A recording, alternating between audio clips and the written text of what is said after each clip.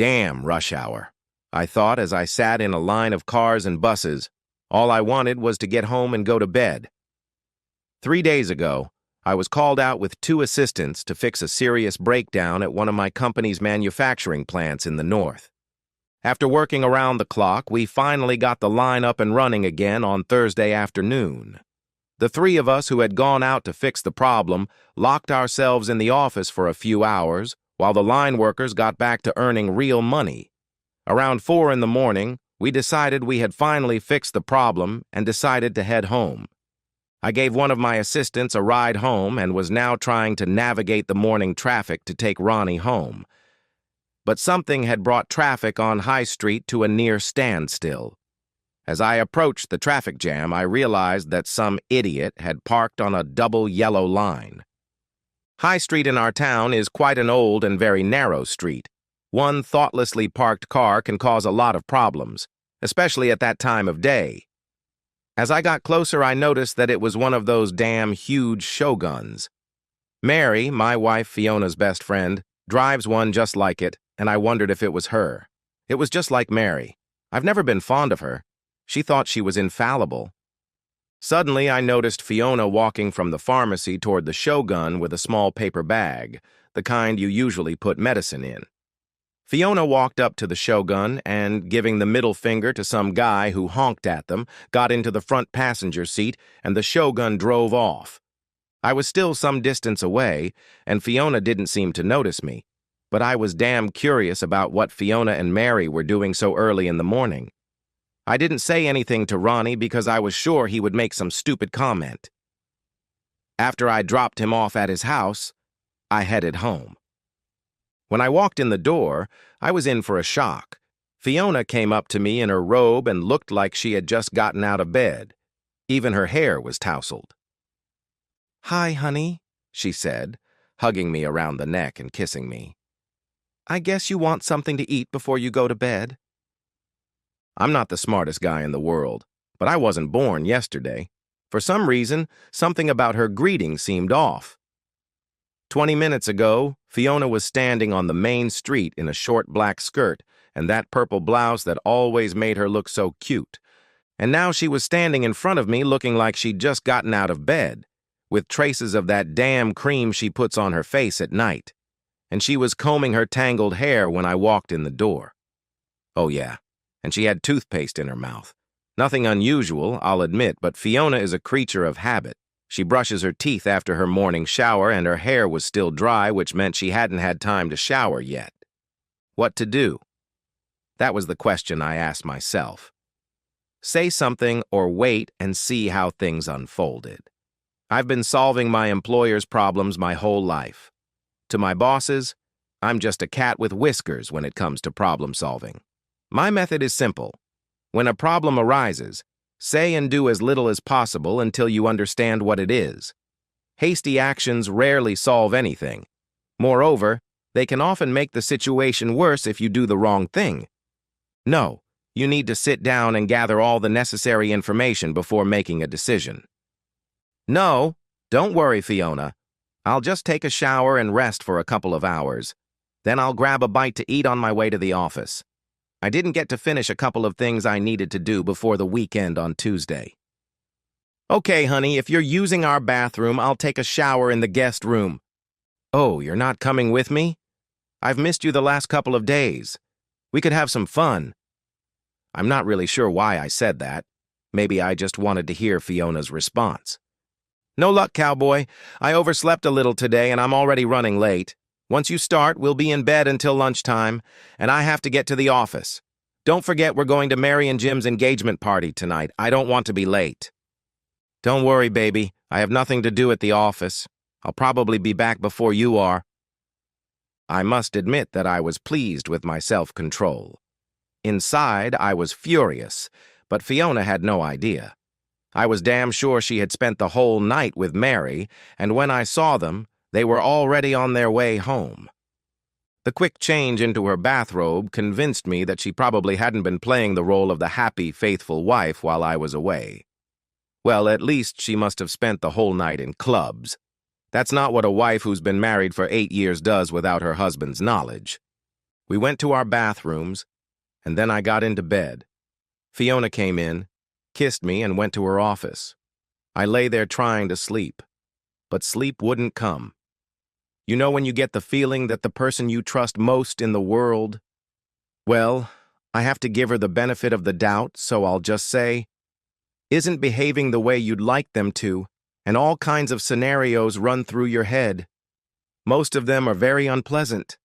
After an hour or so, still unable to sleep, I got up again, made some coffee, and prepared breakfast, which immediately went into the garbage chute because for some reason I had lost my appetite, and with it, my ability to sleep. Images flashed through my mind of Fiona crossing the street and standing in the hallway in her bathrobe when I walked in the door. And there was something else very strange. The pharmacy doesn't usually open until 9. How the hell did Fiona manage to buy something at 7:45 in the morning when I saw her there? Then I remembered her friend Gemma. Gemma's parents owned the pharmacy, and Gemma had become a pharmacist when she came back from university.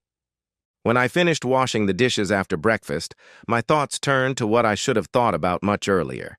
There was a glass on the dish rack. What was so strange about that? Nothing really, but it was there. I racked my brains trying to figure out what the hell was going on with Fiona. I took a couple of aspirin, and the glass was just the right size to wash them down. Suddenly, I wondered what the hell was in that paper bag I had seen at Fiona's house that morning. What could she have persuaded Gemma to open the pharmacy early for her? What could be so urgent? I had to search the house. The bag from the pharmacy was quickly found in a recycling bag in the basement. Fiona really cares about saving the planet, but in this case, I think she was making a mistake. But searching the rest of the house didn't turn up anything at first.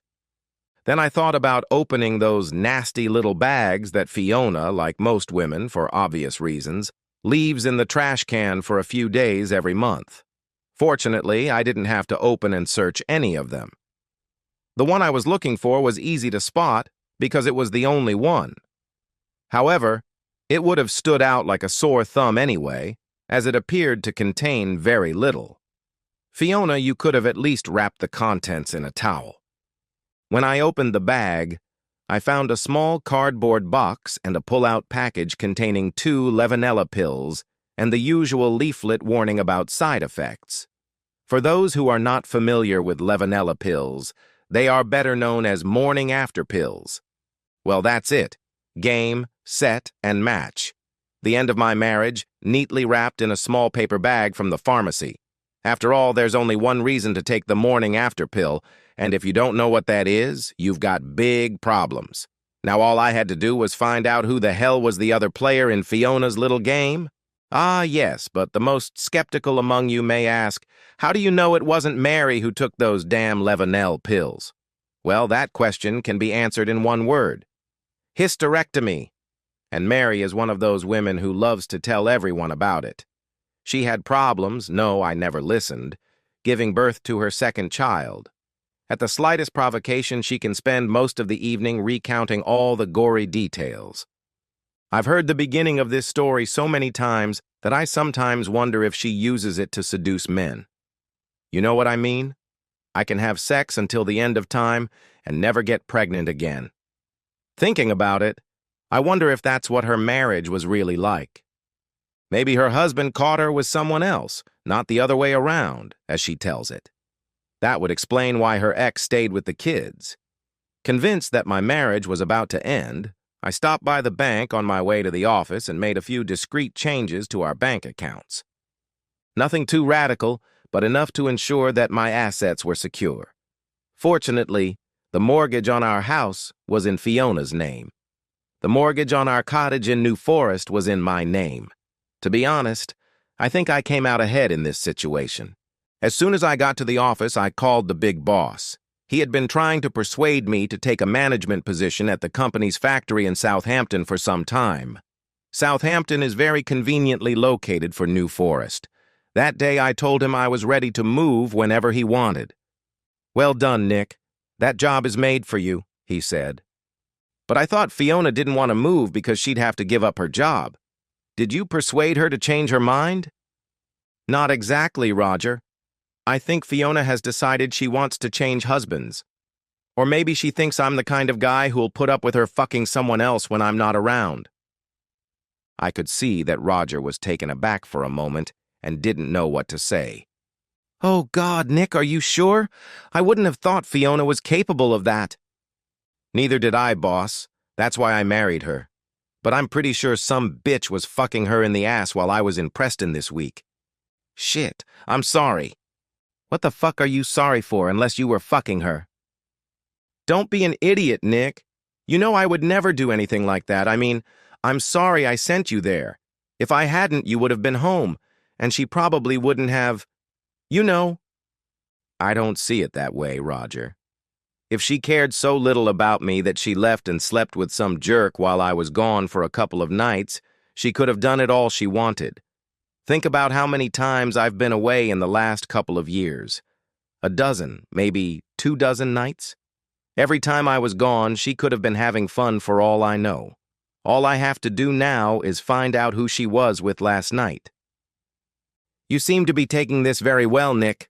I'd probably climb the walls if I found out my wife was cheating on me. Ah, here we go, boss. This is what I pay you for. When it comes down to it, I'm calm, cool, and collected. I find what needs to be done, and I do it. But I'll be honest with you. On the outside, I'm calm and cool, but on the inside, I'm furious. Well, keep it together, Nick, and don't do anything stupid. Is there anything I can do to help? Just give me a couple of weeks' vacation and get my transfer to Southampton sorted out as soon as possible. No problem, Nick. There's a guy there who's been seconded from the Salford plant. He can't wait to get back home. Just say the word and you're on. Let's say 2 weeks from now. On Monday? I'll go and clear my desk now.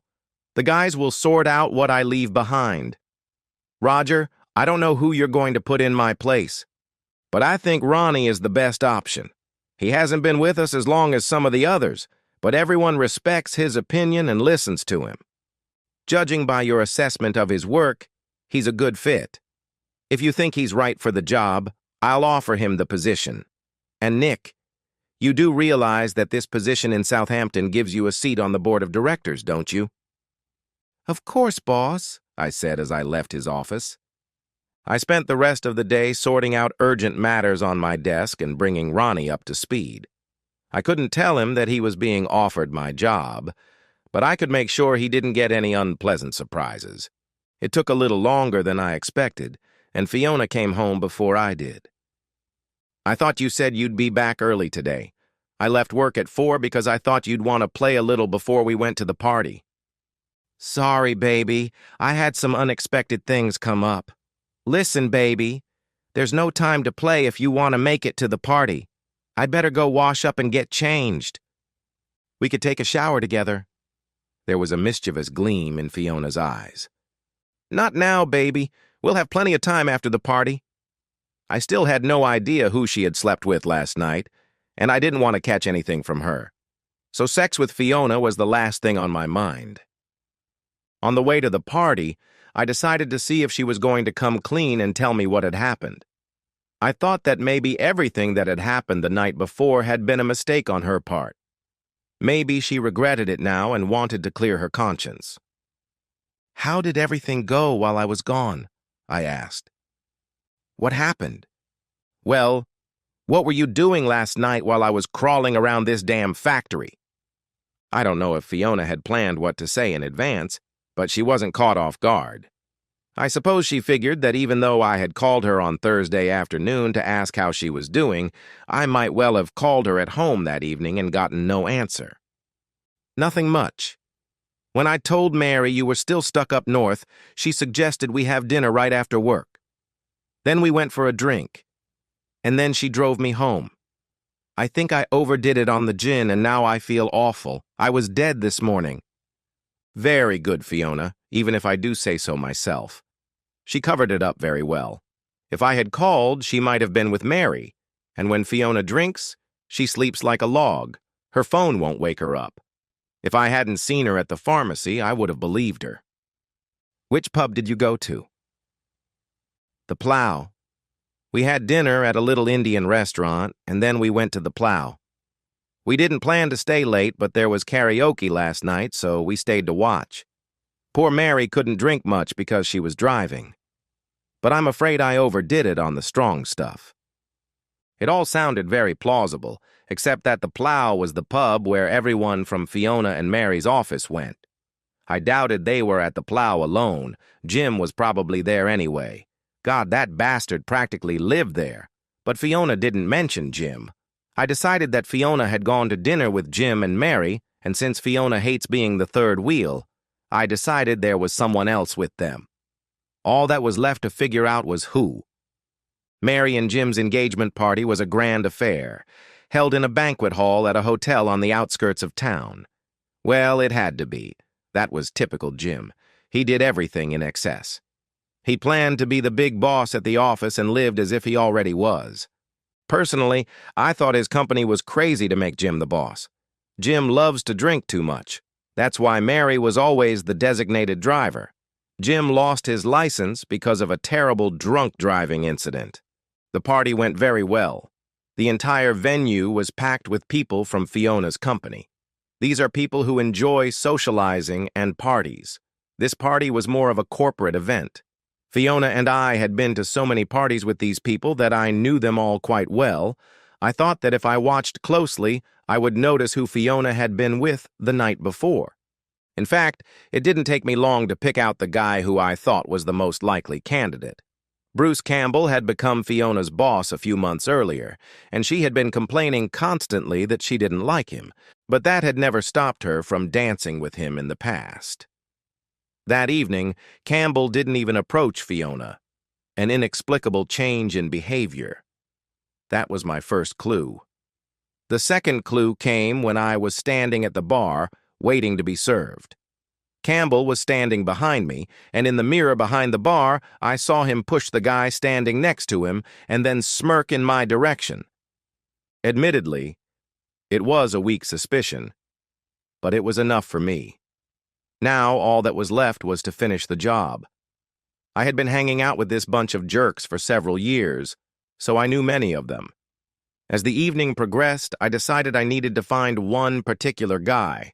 Ralph was a pain in the ass, but that night he was going to be useful to me because he was the type who couldn't keep his mouth shut.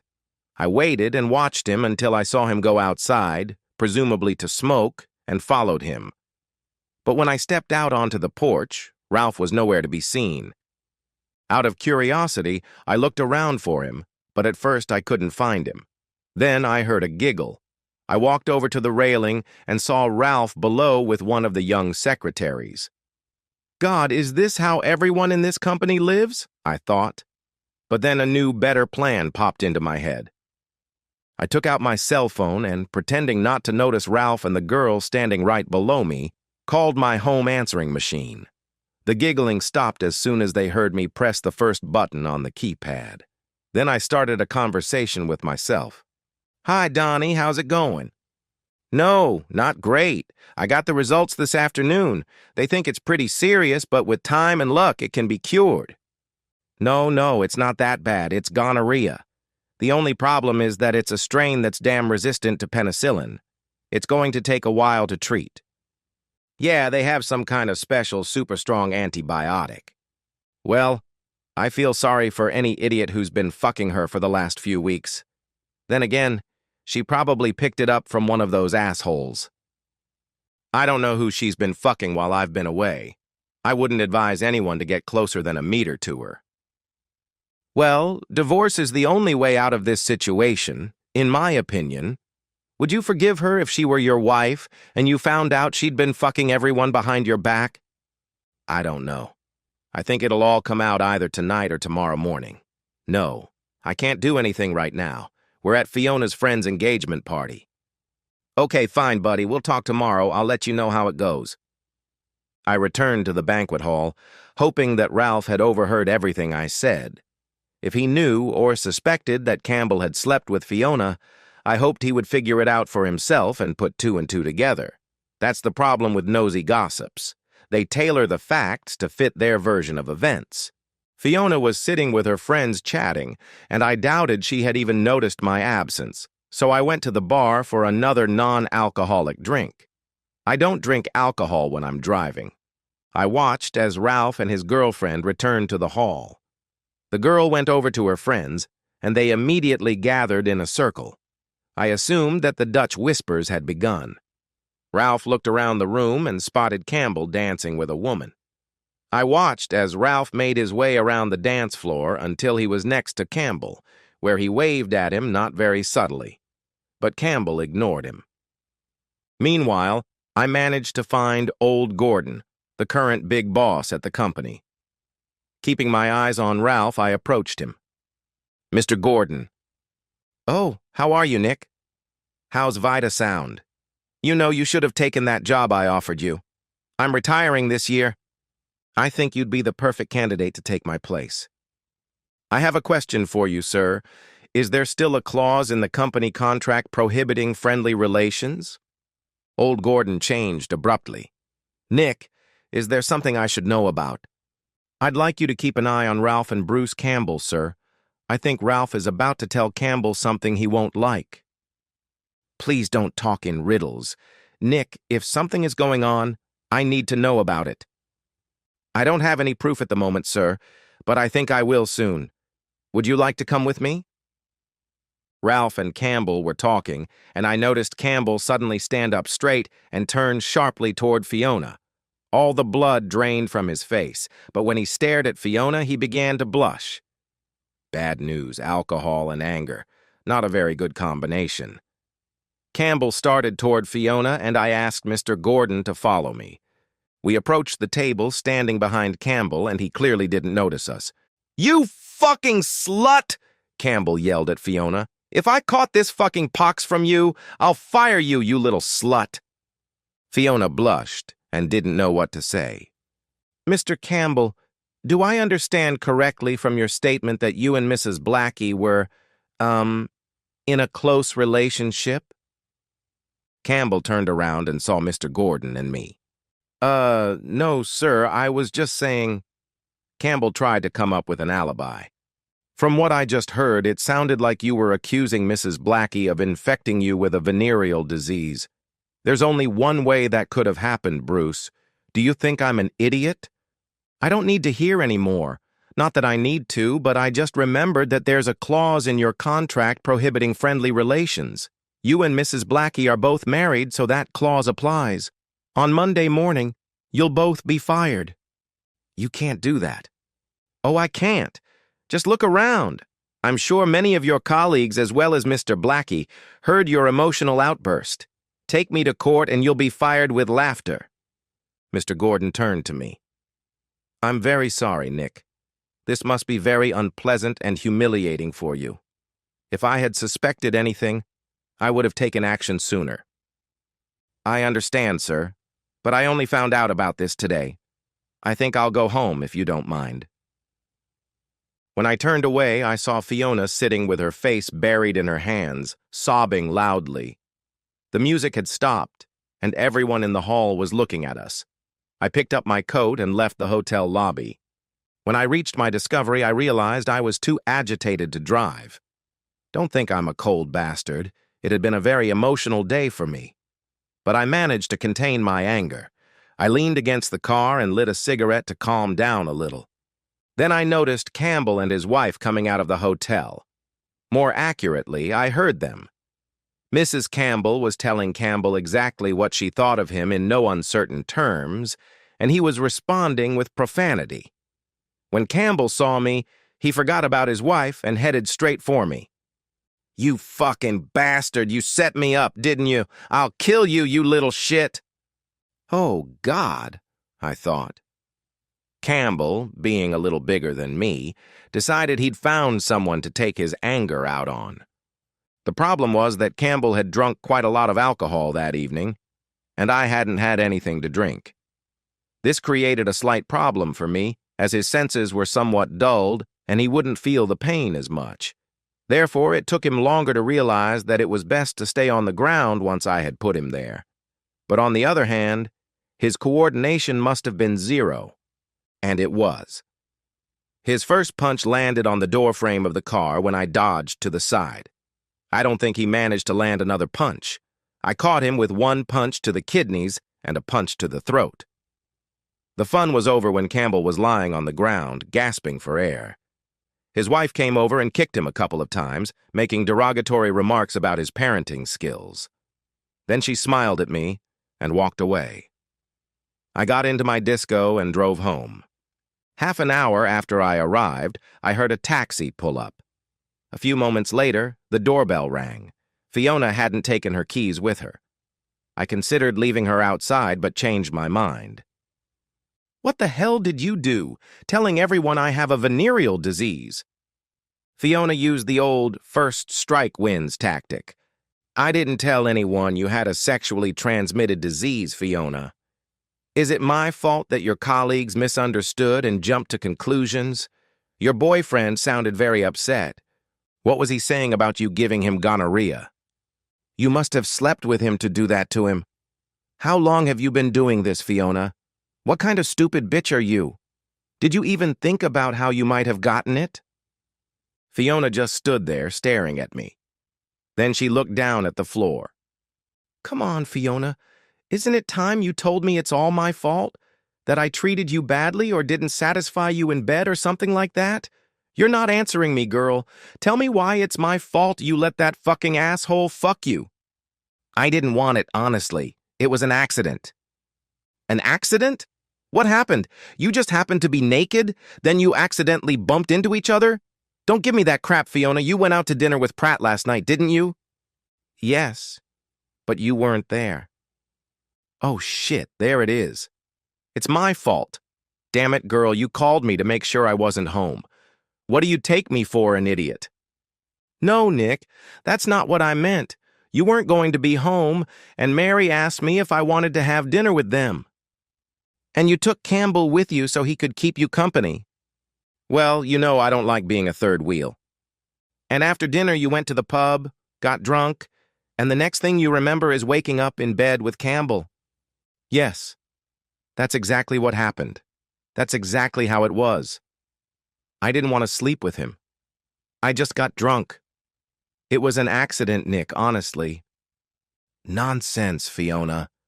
All you've done since Campbell took your place in the office is complain about him. You complained about him to me because you thought I wouldn't suspect you liked him. Yesterday afternoon he asked you out to dinner, probably after Jim told him I was out of town. That's why you called me. You didn't want me to show up and catch you two together. You went to the pub, that's true, but I doubt you stayed there that long, and you certainly didn't drink yourself into a stupor. You think I don't know how a hangover affects you, girl? You couldn't have gone to work today if you were that drunk. No, you planned to go back to Mary and Jim and have some fun. But tell me, how is Jim in bed? Was he better than Campbell?" "What?" Fiona stared at me with wide eyes. "Come on, don't try to tell me you two never swapped partners. I saw the look on Mary and Jim's faces when Campbell accused you of giving him an STD. They were scared shitless. They think they've got it too, don't they?" Fiona's face showed complete defeat, and she slowly sank into a chair. "You know everything, don't you?" "I think I know almost everything, yes, but I don't know how long it's been going on." "I'm sorry, Nick. It was just last night, honestly. I really don't know what came over me. Is there any way to forget about it?" "Oh, I've already forgotten all about it, girl. I forgot about it this afternoon when I accepted the job offer in Southampton. I'm moving to the cottage tomorrow. If we agree to a divorce, it'll all be settled in a couple of months." "You're not going to divorce me just because of one stupid mistake, are you?" "What makes you think it's just one stupid mistake, Fiona? You lied to me for months when you said you hated Campbell. If you felt attracted to him and wanted to stay faithful to me, you could have supported me when I was offered the job in Southampton. Then you wouldn't have had to see him anymore. But no, you didn't want to leave your job, as you said yourself. But I think maybe you didn't want to leave Campbell. Well, sleeping with one guy can be considered a mistake. But swapping partners with your friend Mary? That's not a mistake. That's called swinging, and I'm not into that. Tell me, I'm just curious. Did Jim have a threesome with you and Mary when I wasn't there?" "Oh, shit, no. Oh, God, what have I done to us?" "Not us, girl, yourself. From now on, you're on your own. I'm leaving. I'll come back for my things over the weekend. You better tell Jim to run if he sees me. No, please wait, Nick. Let's talk. I slammed the door as I left the house. Well, things didn't go as smoothly as I had hoped. Fiona stopped me when I returned for my things and personal belongings. We had many unnecessary, long and drawn-out discussions at her desk and at my lawyer's office, during which she repeatedly asked me to reconsider and give her another chance. During these meetings, she often surprised me with her candor about everything that had happened and its consequences. Apparently, on Monday morning, Mr. Gordon called Fiona into his office and asked her to explain what had happened. As a result, both Jim and Campbell were fired. Although Jim was not married, Fiona was, and that was enough for Mr. Gordon to make his decision. In fact, Fiona was offered a position at another company within the same organization. I can only assume that they thought that since two managers were involved in this unfortunate story, a good lawyer would probably be able to prove sexual harassment. Not that I think that thought crossed Fiona's mind. At our last meeting, we both signed the papers that ended our marriage. We didn't have to attend any hearings, as the divorce was just a formality. But as I said goodbye to Fiona, thinking it was the last time I would ever see her, she looked at me and said, "This isn't goodbye. If I can help it, Nick. I'm not giving up that easily. I made a mistake. I know I hurt you deeply and I'm sorry. But I pray that one day you will find it in your heart to forgive me. I will wait for that day." The next 6 months of my life were completely consumed by my new job. I spent many hours getting to know everyone who worked at the facility, from security guards and cleaners to employees working 3 shifts on the production lines. Of course, I didn't remember all their names, but they all remembered my face, and I could recognize most of them.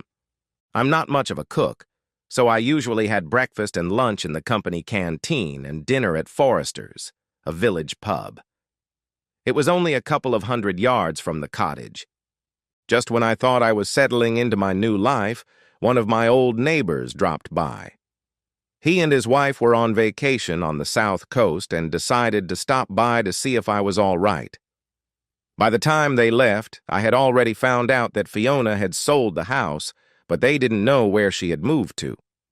I really should have paid more attention to what was going on in the village, because when I returned from the office the following Monday morning, there was a moving truck parked outside the small cottage opposite Forrester's. When I returned from work on Tuesday evening, I was greeted by the sight of a woman in a black skirt and purple blouse standing outside the cottage.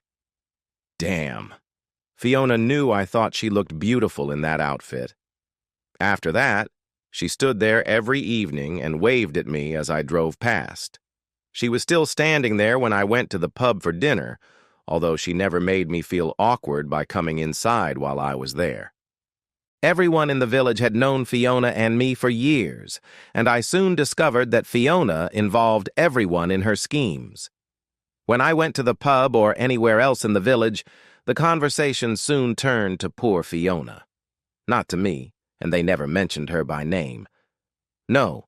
They talked about her among themselves, about how unhappy and lonely she was. But they made damn sure I heard them. After several months of convincing myself that I wouldn't let them get to me, I stopped eating out so I wouldn't have to hear their conversations. I wanted to show them all that I was a man of strong convictions. But I realized one thing. The poor, lonely bastard was me. So tonight I'm going to have dinner at Forrester's with Fiona. What will happen? I don't know. I know I've always loved her, but can I forget what she did? That's a question with no answer. Life goes on,